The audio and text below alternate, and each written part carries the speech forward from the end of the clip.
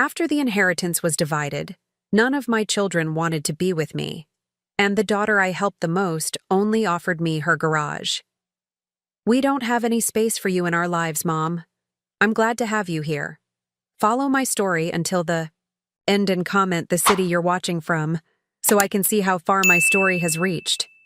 The grandfather clock in the hallway chimed 3 times as I stared at my children's faces around the dining table. My dining table. In my house. The home. Where I'd raised them, where I'd nursed their injuries, celebrated their victories, and comforted them through heartbreaks. "Mom, you need to be reasonable," Caroline said, her voice carrying that professional detachment she used with difficult patients. My daughter, the successful doctor, the one for whom I'd sacrificed the most. "Reasonable?" My voice quivered. "You've divided your father's inheritance among yourselves without even consulting me, and now you're telling me I need to sell my home?" Michael, my eldest, wouldn't meet my eyes. "Dad's will was clear, Mom. The assets were to be divided among his children." "And what about me? His wife of 42 years? The question hung in the air like a heavy cloud. Nobody answered. "We've discussed it," Caroline continued, tapping her manicured nails against her coffee cup. "You can stay with us." For a moment, a flicker of hope sparked in my chest. Perhaps they did care. "In the garage," she added flatly. "We've converted it. It has a bathroom. It's all we can offer. We don't have space for you in our lives, Mom." The garage. Like an old car they couldn't bear to part with but didn't want inside the house. "Caroline," I whispered, "I paid for your medical school. I worked 2 jobs while caring for your father. And I'm grateful," she interrupted, her tone suggesting anything but gratitude. "That's why I'm offering you a place to stay." Michael and David aren't even doing that. My sons shifted uncomfortably but didn't contradict her. David, my youngest, just stared at his phone. When had they become so cold? Michael cleared his throat. "The market is good right now. You'll get a decent price for the house." "This is my home," I said, my voice breaking. "Your father and I built this together. We planted those trees out front when you were born." "It's just a house, Mom," Caroline sighed, exasperated. "You're being emotional." Just a house? The walls that had witnessed our entire family history? Just brick and mortar to them? "You have 3 weeks to decide," Michael announced, standing up. "If you don't want to sell, you'll need to buy us out of our shares. Otherwise, we've already talked to a realtor." They had already talked to a realtor. For my house. Without telling me. As they gathered their things to leave, a horrible realization washed over me. I was 65 years old, with limited savings, and nowhere to go. My husband's pension had died with him.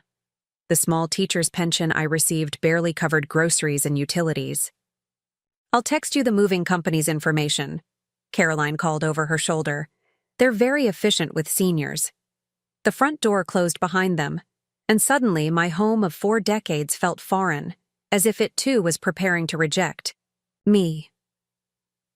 I walked slowly to the mantelpiece, picking up the family portrait taken on our last vacation together. We were smiling.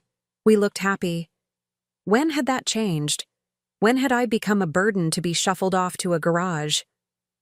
That night, I lay awake, in the bed I'd shared with Harold, staring at the ceiling. "What am I supposed to do now?" I whispered to his side of the bed, empty for nearly a year. The silence that answered me was deafening. 3 days later, I stood in Caroline's converted garage.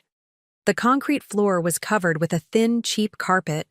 A folding screen separated the toilet and shower from a twin bed that looked like it came from a dorm room. A small desk served as both dining table and workspace. The walls were bare cinder block, painted a stark white that only emphasized the coldness of the space. "It's all we can manage," Caroline said, arms crossed defensively. "We're using the spare bedroom as Jason's home office now, and the kids need their space." I nodded, unable to speak. This garage, this afterthought, was what my life's devotion had earned me. You should be grateful, Caroline added, checking her watch. Some elderly parents end up in terrible facilities. Elderly. When had I become elderly in my daughter's eyes? When had I transformed from mom to burden? I sat on the edge of the thin mattress after she left, my suitcases still packed at my feet. Through the small window, I could see into the main house.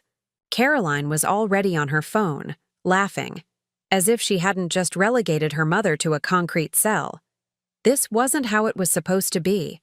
After a lifetime of giving, I had nothing left, not even a place in my children's hearts. The first night in Caroline's garage, I couldn't sleep.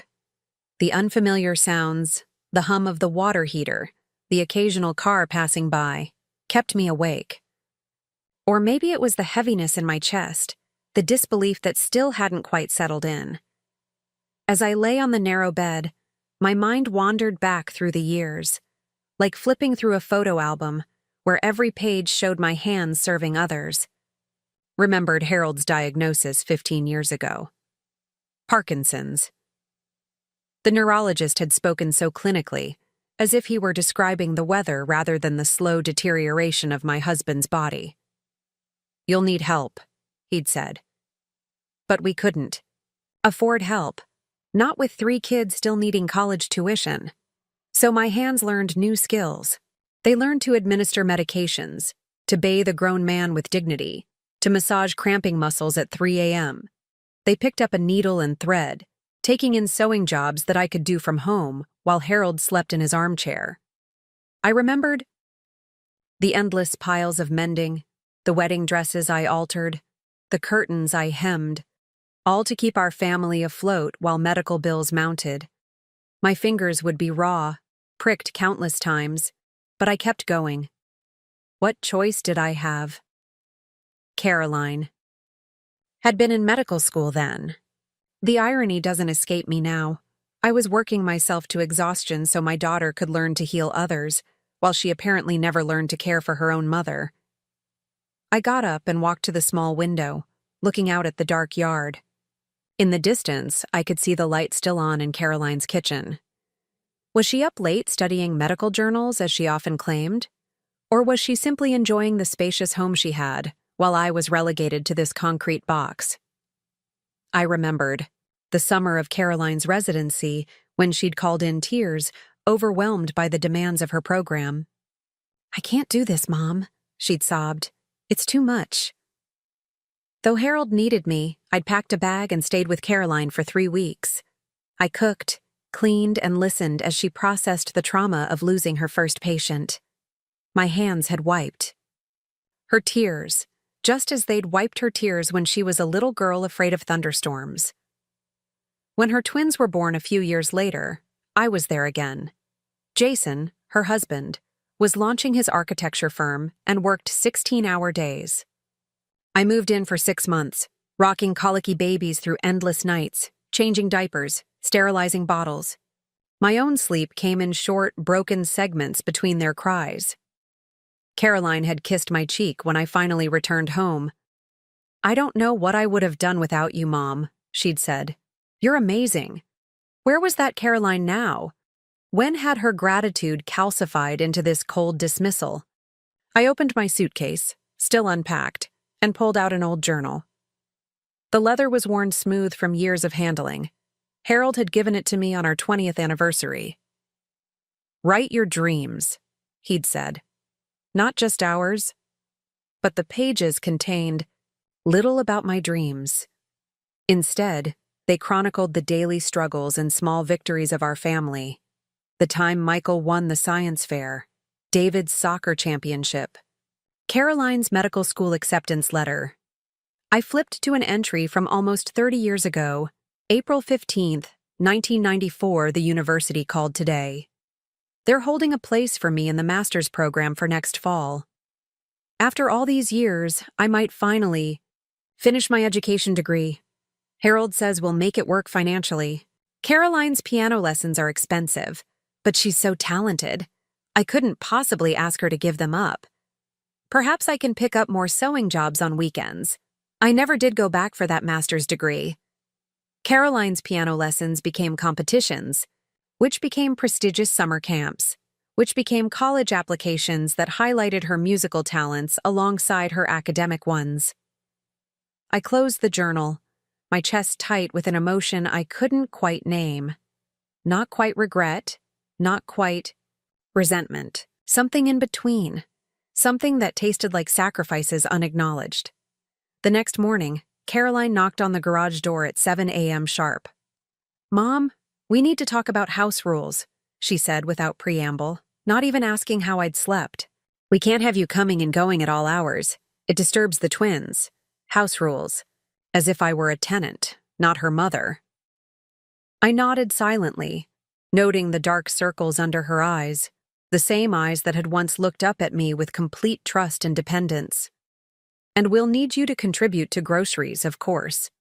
Just because you're living here doesn't mean you get everything for free." My hands, the hands that had fed her, clothed her, nursed her through illness, clenched involuntarily. But I kept my voice steady. "Of course," I said, wondering how I would manage on my small pension. As Caroline rattled off more rules, I glanced down at my hands. They were older now, spotted with age, the knuckles slightly swollen from years of work. These hands had served my family faithfully for decades. Now they were empty. 2 weeks passed in Caroline's garage, each day a fresh humiliation. The concrete walls seemed to close in tighter as I struggled to adjust to this new reality.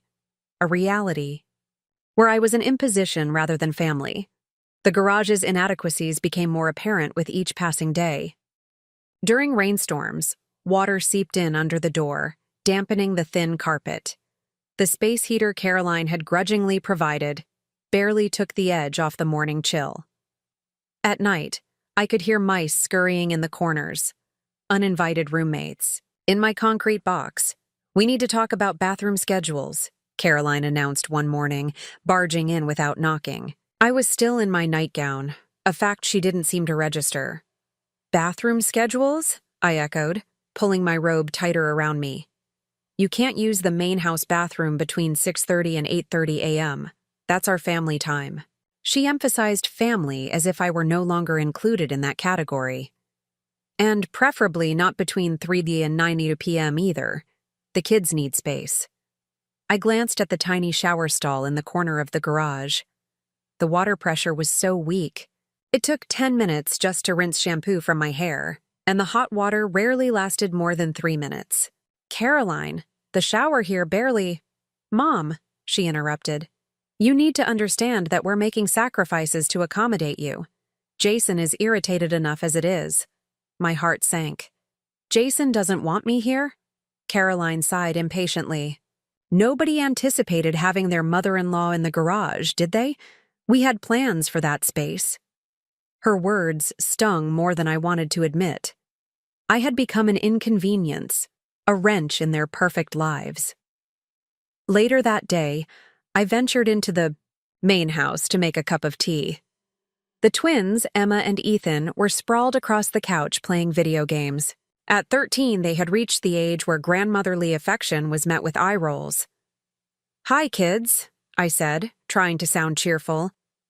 Ethan barely glanced up. "Mom said we're not supposed to let you use the TV." I just came in for tea," I stammered. Emma snickered. "Grandma, your stuff is in the garage, remember? Mom says you shouldn't be in here when she's not home." I stood frozen, the empty mug dangling from my fingers. My own grandchildren had been instructed to police my movements. When had I become a trespasser in my daughter's life? Back in the garage, I noticed my few possessions had been rearranged. The photo of Harold and me that I kept beside my bed was now face down. I set it upright, hands trembling with a combination of grief and anger. That weekend, Caroline hosted a dinner party. I wasn't invited, of course, but I could hear the laughter and conversation through the thin walls. I recognized Michael's voice and David's too, My own children were gathering just 30 feet away, and I wasn't welcome. When the doorbell rang again, I peered through my small window. It was Helen, my closest friend for over 30 years. Caroline greeted her warmly, ushering her inside. Helen knew I was living here. Why hadn't she come to say hello? 2 hours later, as guests were leaving, Helen glanced toward the garage. Our eyes met through the window. She quickly looked away, following Caroline back into the house. Even my friends were choosing sides. Later, I heard a soft knock. Caroline stood there, arms folded. "Mom, I need you to help clean up. The housekeeper isn't coming until Tuesday. Not, would you like to join us? Not, sorry, we couldn't include you. Just another demand." As I scraped plates and loaded the dishwasher, Caroline and Jason discussed their upcoming vacation to the Bahamas in front of me, never once acknowledging that the woman washing their dishes had been deliberately excluded from their gathering. I noticed the beautiful serving platter I'd received as a wedding gift among the dirty dishes. Caroline had taken it from my house without asking. "That was your grandmother's," I said quietly. Caroline barely glanced at it. "Yes, and now it's mine. Dad wanted us to have the family heirlooms." "I don't remember him saying that," I replied, my voice surprisingly steady. Jason cut in, his tone condescending. "Elizabeth, we've been through this. The inheritance was clear." I said nothing more as I continued cleaning. What was the point? The next morning, I found an itemized bill slipped under my door. Monthly contribution was written at the top in Caroline's precise handwriting. Rent, 400 utilities, 150 food, 300 Wi-Fi, 50 total, 900. My entire monthly pension was $1,200. I sat heavily on my bed, the paper trembling in my hands. This wasn't living with family. This was exploitation disguised as generosity. That afternoon, as I folded laundry in the corner of the garage I'd designated as my kitchen, I overheard Caroline on the phone through the open window. "It's exhausting having Mom here," she was saying. "She expects to be treated like some honored guest, but honestly, she should be grateful we didn't put her in a home." A pause. "Well, if she complains about the bill, I'll remind her how much we spent on Dad's medical care. It's time she carried her own weight." I pressed my hand against my mouth to stifle a sob. After everything I had sacrificed, after the years spent caring for Harold, after emptying my retirement account to help with Caroline's down payment on this very house, this was how she saw me. A burden, a parasite. That night, I couldn't sleep. The truth had finally settled over me like a shroud. I had no home anymore. No place where I truly belonged. In the silence of the garage, surrounded by the remnants of my life, I finally allowed myself to weep. The evening air was unusually chilly for May, as I walked the 3 blocks back to Caroline's house. My part-time job at the local thrift store barely paid enough to cover the expenses Caroline demanded, but it gave me somewhere to go during the day, somewhere I was treated with basic dignity. The smell of pot roast, Harold's favorite, greeted me as I approached. Through the dining room window, I could see them all gathered around the table. Caroline, Jason, the twins, and Michael's family. David, too, looking down at his phone as usual. A family dinner I hadn't been invited to. I slipped quietly into the garage, my appetite gone. They wouldn't miss me. They never did. "Grandma?" A small voice startled me. Emma stood in the doorway, a plate of food in her hands. "I thought you might be hungry," she mumbled, not quite meeting my eyes. My heart swelled. Perhaps not all connection was lost. "Thank you, sweetheart. Would you like to sit with me while I eat?" She glanced nervously over her shoulder. "Mom said I shouldn't stay out here too long. She says you're difficult when you get too much attention." The why?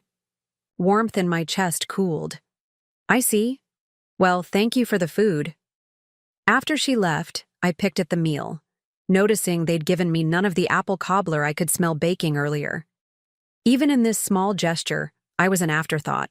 I was washing my plate in the utility sink when I heard raised voices from the house. Curious, I moved closer to the door. Can't keep doing this, Michael was saying.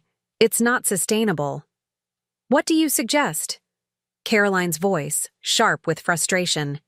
You and David aren't exactly stepping up. We could sell the vacation property, David suggested.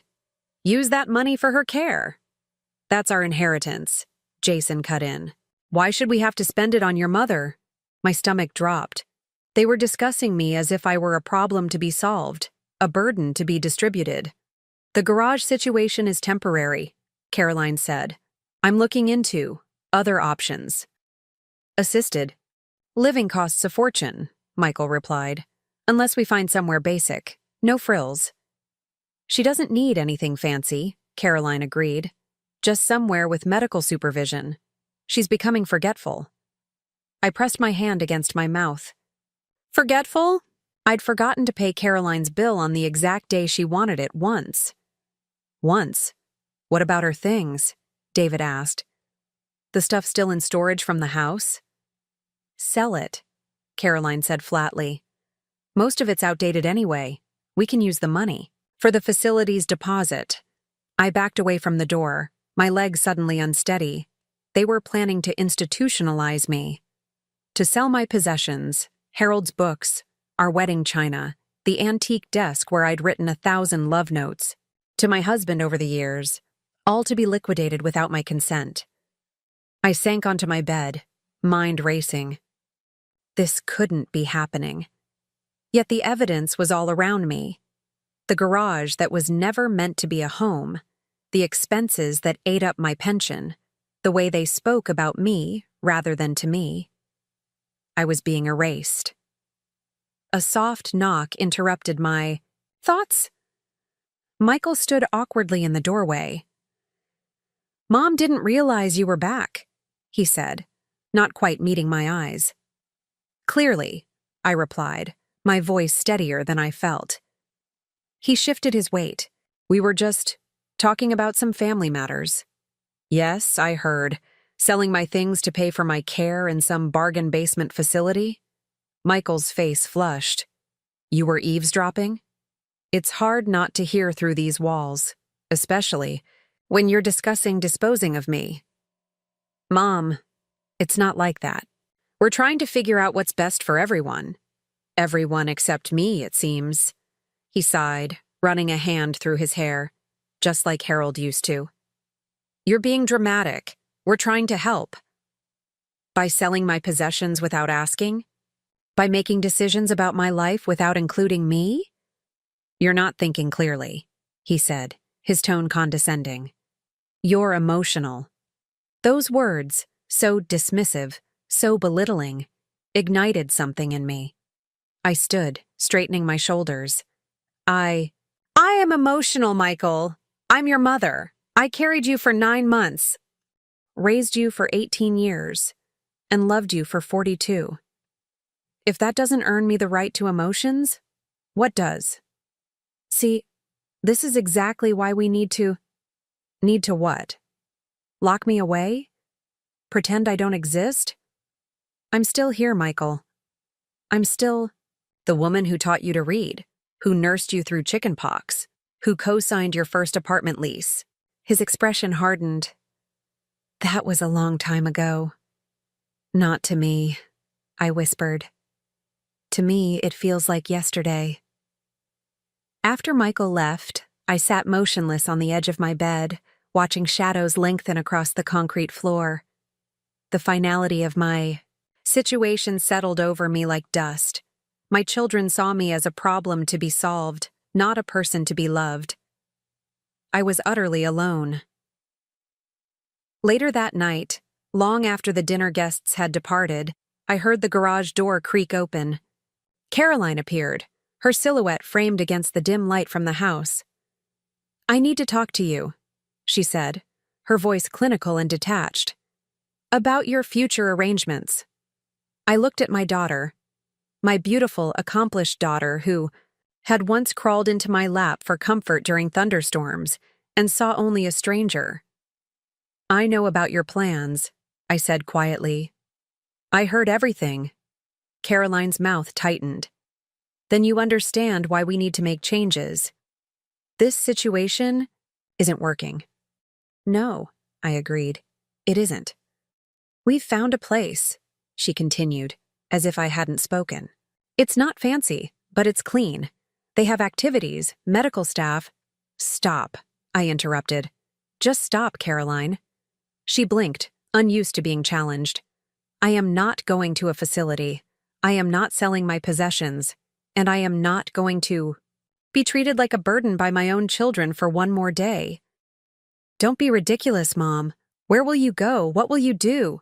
You can't afford—" "That's no longer your concern," I said, surprising myself with my calm. "You've made it very clear that I'm not part of this family anymore, so be it." Caroline's expression flickered between irritation and uncertainty. "You're being childish. You need us." Those 3 words crystallized everything. You need us. Not we love you, not we want to help you, but you need us. A statement of power, of control. "No," I said softly. "I don't think I do." Caroline left without another word, clearly assuming I would come to my senses by morning. But as I sat in the stillness of my garage prison, watching moonlight filter through the small window, something shifted inside me. I was Elizabeth Anderson. I had raised 3 children, supported my husband through 15 years of illness, built a life from nothing. I had strength I'd forgotten was there. I reached for my phone and dialed a number I hadn't called in months. "Diana? It's Elizabeth. I'm sorry to call so late." "Yes, I'm all right." "Actually, no, I'm not all right at all. I need help." Dawn was breaking as I slipped out of Caroline's garage, a single suitcase in hand. After my late-night call to Diana, I'd spent hours carefully selecting what little I would take with me. My wedding photo, Harold's pocket watch, the faded birthday cards my children had made me when their love was still unconditional. I'd left a note on the small desk. "I've made other arrangements. Don't worry about me." Short. Simple. They probably wouldn't worry anyway. Diana was waiting in her car at the end of the block, just as promised. Her silver hair gleamed in the early morning light, her smile warm and welcoming. "Oh, Lizzie," she sighed, embracing me after I settled into the passenger seat. "I should have checked on you sooner." "You're here now," I replied, my voice steadier than I felt. "That's what matters." As we drove away, I didn't look back at the house where my daughter lived. I couldn't bear to see the garage that had been my prison for the past month. Instead, I focused on the road ahead, each mile bringing me closer to something I hadn't felt in a long time. Possibility. Diana lived in Oak Ridge, a modest retirement community about 40 minutes outside the city. Her apartment was small but bright, with windows that overlooked a courtyard garden. "It's not much," she apologized, showing me to her spare room. "But it's yours for as long as you need it." The room was tiny, barely fitting a twin bed and a small dresser, but it had something the garage never did: warmth. A handmade quilt covered the bed. Fresh flowers sat on the windowsill. Diana had prepared for my arrival with care. "Thank you," I whispered, overcome with emotion. "I don't know how to repay you." Diana waved away my gratitude. "Remember when Harold first got sick? You still found time to sit with me every day after Tom died. Some debts don't need repayment, Lizzie. They just need to be passed forward." That afternoon, as we shared tea in Diana's sunlit kitchen, my phone rang. "Caroline." I let it go to voicemail. It rang again. Michael this time, then David. One after another, my children suddenly discovered they wanted to talk to me. "Aren't you going to answer?" Diana asked. I set my phone face down on the table. "Not yet. They'll leave messages. And they did. Caroline. First, her voice tight with annoyance. Mom, this is childish. Where are you? Call me back immediately. Michael next, attempting concern, but landing on condescension. Mom, we're worried about you. This behavior isn't helping your case for independence. Finally, David, his message the shortest. Mom, just come back. You're making things complicated. Not one of them said, I love you. Not one asked if I was safe, if I was scared, if I needed anything. Their concern was for themselves, the inconvenience my absence caused them. I deleted the messages without responding. The days at Diana's passed with a gentle rhythm. Mornings spent reading in the garden, afternoons exploring the community center, where residents gathered for book clubs, card games, and art classes. Evenings cooking simple meals together, sharing stories and memories.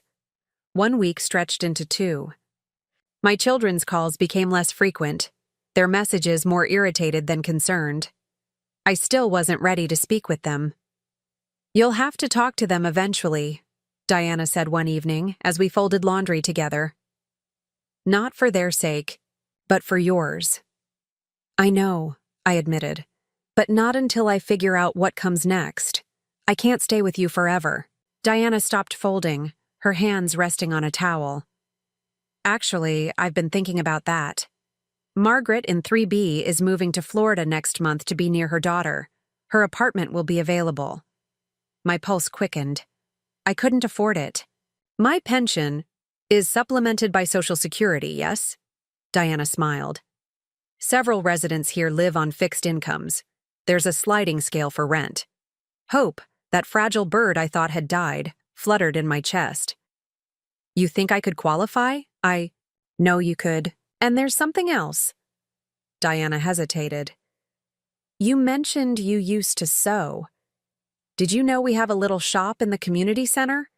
Alterations, mending, custom work. The woman who ran it moved to assisted living last year. No one's taken it over. I stared at her, memories flooding back.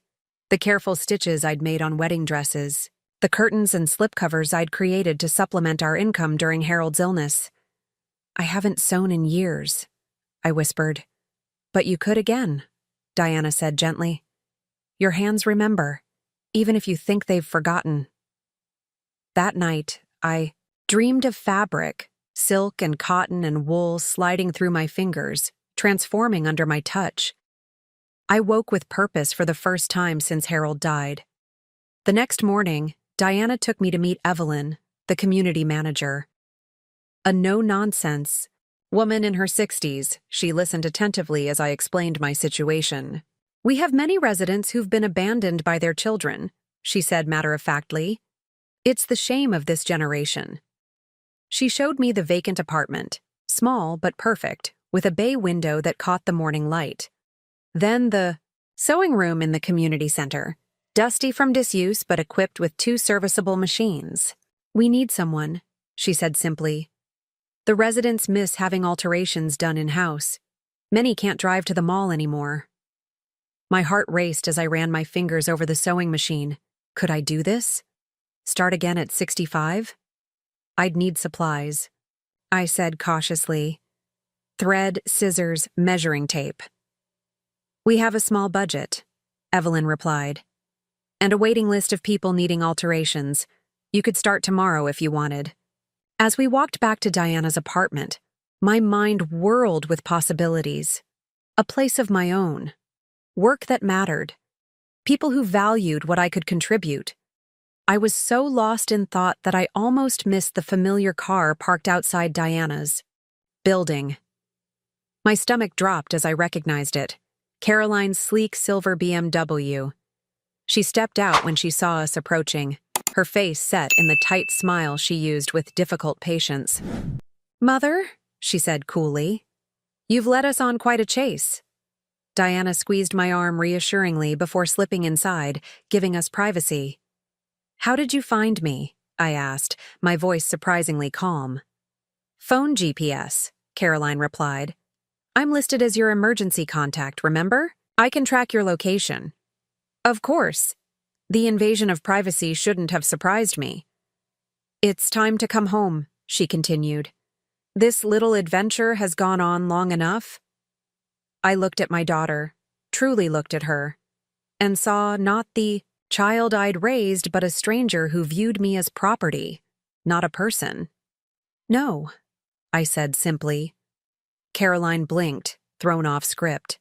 What do you mean, no? I mean, I'm not coming back to your garage. I'm not going to a facility. I'm staying here. Her expression hardened. Don't be ridiculous. You can't afford to live on your own.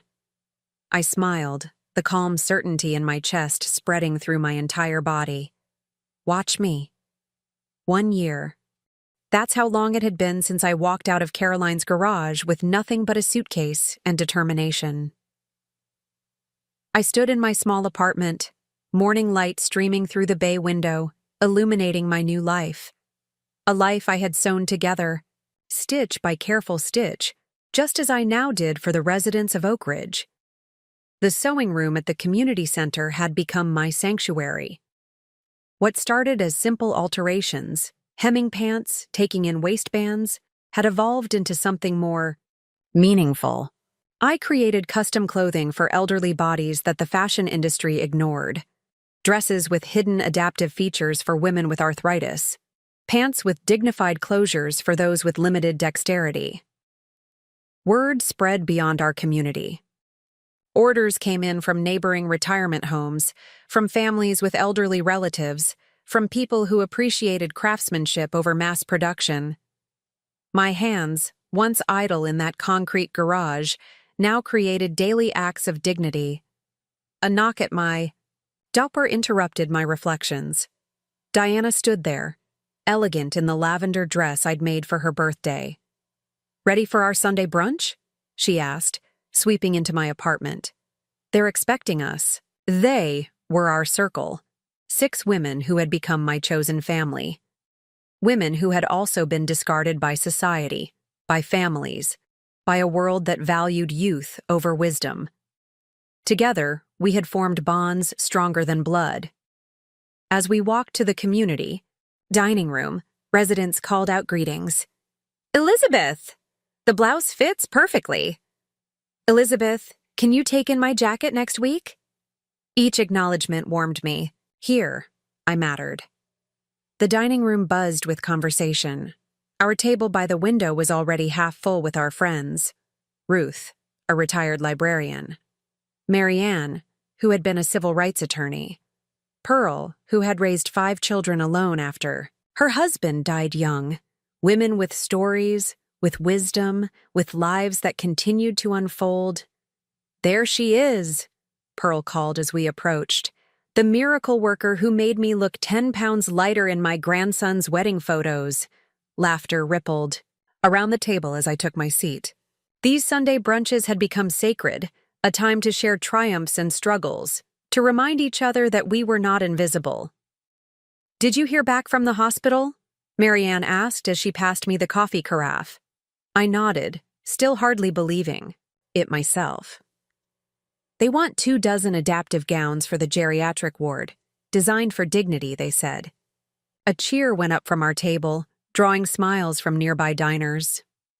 From garage to entrepreneur in 1 year, Diana said, raising her coffee cup in a toast. To Elizabeth, who taught us all that it's never too late to begin again. As their cups clinked against mine, I felt a fullness in my chest that had nothing to do with pride and everything to do with belonging. After brunch, Diana and I walked through the community garden, enjoying the late spring blooms. My phone buzzed in my pocket, a rare occurrence these days. The screen showed a name I hadn't seen in months, Emma, my granddaughter. With trembling fingers, I answered. Hello?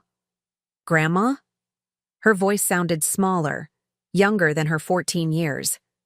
It's me, Emma. I know, sweetheart. How are you? I'm okay. A pause. Mom doesn't know I'm calling you. Of course not. Caroline had made her position clear during our last conversation 6 months ago. If I wouldn't return to her supervision, then I was no longer part of the family. "Are you all right?" I asked, concern sharpening my voice. "Yeah, I miss you. And I wanted to tell you something. I got an A on my sewing project." My heart swelled. Before I left, I had taught Emma basic stitches during secret visits to the garage. Caroline had discouraged it, claiming sewing was obsolete, and Emma should focus on coding. "That's wonderful. What did you make?" "A skirt. It's not very good. Not like what you could do, but my teacher said I have a natural eye for it." "I'm sure it's beautiful," I said, my voice thick with emotion. Another pause. "Mom still talks about you sometimes, when she thinks we're not listening. I think she misses you, even if she won't admit it." I doubted that very much, but I wouldn't burden Emma with adult complexities. "Perhaps. Could I? Could I come see you sometime? I saved up my allowance. I could take the bus." Diana squeezed my arm supportively, though she could only hear my side of the conversation. "I would love that, Emma, but we should talk to your mother first."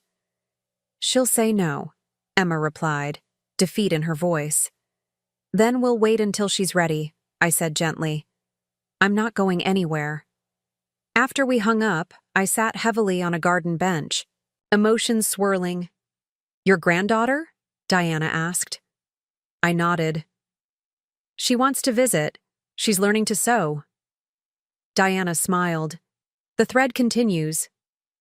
The following Saturday, as I was measuring fabric for a new project, there was a commotion at the community center entrance. I looked up to see Caroline standing in the doorway, Emma half hidden behind her. My heart stopped, then raced.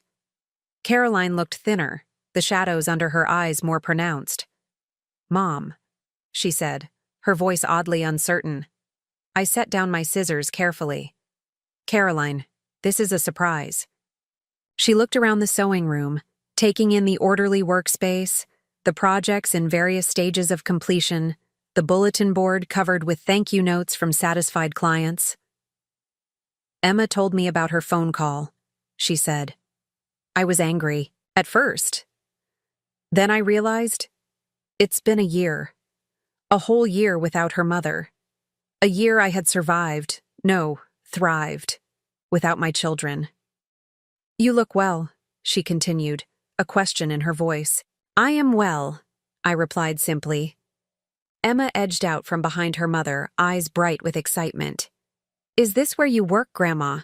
It's amazing." I smiled at my granddaughter's enthusiasm. "Would you like to see what I'm making?" As Emma eagerly joined me at the cutting table, Caroline remained by the door, her posture stiff, uncertain. She was used to controlled environments, her operating room, her immaculate home, her relationships. This new dynamic left her unbalanced. After showing Emma a few techniques, I looked up to find Caroline examining one of my adaptive dresses displayed on a mannequin. "This is remarkable," she said, running her fingers over the hidden magnetic closures. "You designed this?" I nodded. "For people with dexterity issues. It looks like a regular dress, but it's easier to put on independently." Something flickered across her face. Recognition, perhaps, of the skilled woman who had raised her, not the burden she had relegated to her garage. "Emma says you're selling these to hospitals now." "Yes, and taking private commissions. I'm actually quite busy these days." Caroline's gaze swept around the room again, then back to me. I saw the calculation in her eyes, the reassessment. "We should talk, Mom," she said finally. "About everything. Maybe. Dinner sometime?" A year ago, I would have jumped at this olive branch, desperate for any connection to my children. But I was no longer that woman. "I have dinner with friends. On Wednesdays and Sundays," I said. "But I could do lunch next Thursday." Caroline blinked, clearly expecting immediate acquiescence. Yes, Thursday works." As they prepared to leave, Emma hugged me tightly. "Can I come back soon? I want to learn how to make a dress like that one." "Of course, sweetheart. Any time." Caroline hesitated at the door. Mom, She stopped, seemingly at a loss for words. Waited, neither helping her nor hindering her. You've built something good here, she finally said. I didn't think. I didn't know you could. It wasn't an apology. It wasn't even a complete acknowledgement of the harm she'd done. But it was a start, a recognition that I existed beyond the role of mother, of dependent, of burden. There's a lot you don't know about me, Caroline, I said softly. But perhaps it's not too late to learn. After they left, Diana found me sitting quietly at my workstation, emotions too complex to name swirling within me. How was it? She asked. I considered the question carefully. It was a beginning, not of what was, but of what might be. That evening, I stood at my bay window, watching the sunset paint the sky in brilliant oranges and pinks. The same sun that had set on my old life now rose on my new one. Caroline might come back into my life, or she might not. Michael and David might follow, or they might remain distant. But their presence or absence no longer defined me. I was Elizabeth Anderson. I had survived being discarded. I had rebuilt myself from scraps, like the beautiful quilts I now created, from fabric others might throw away. The future stretched before me, an uncut length of fabric full of possibility. And my hands, these capable, weathered hands, were ready to shape it into something beautiful, one stitch at a time.